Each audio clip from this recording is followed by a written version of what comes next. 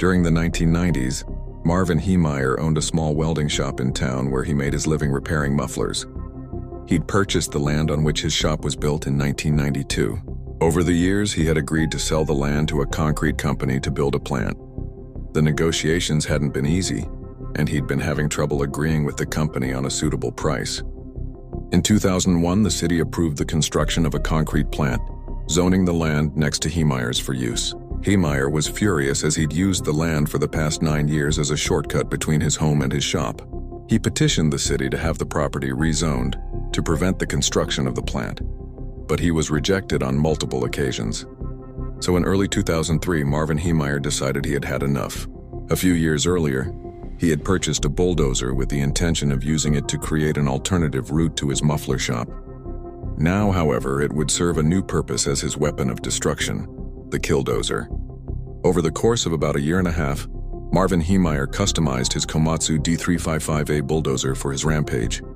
He added armored plates covering most of the cabin, engine, and parts of the tracks. He'd created the armor himself, using a concrete mix poured between sheets of steel. As the armor covered much of the cabin, a video camera was mounted on the exterior for visibility, covered by 3-inch bulletproof plastic.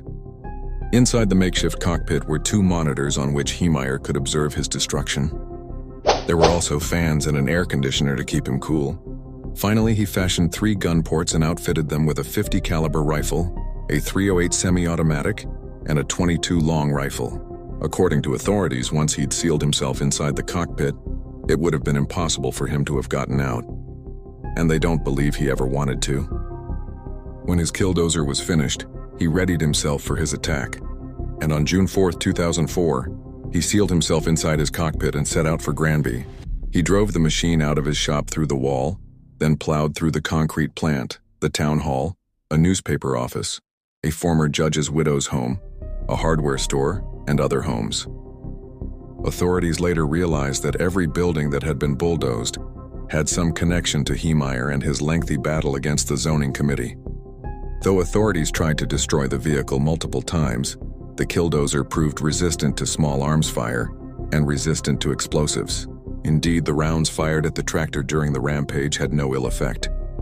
For 2 hours and 7 minutes, Marvin Heemeyer and his killdozer pummeled through the town, damaging 13 buildings and knocking out gas services to City Hall.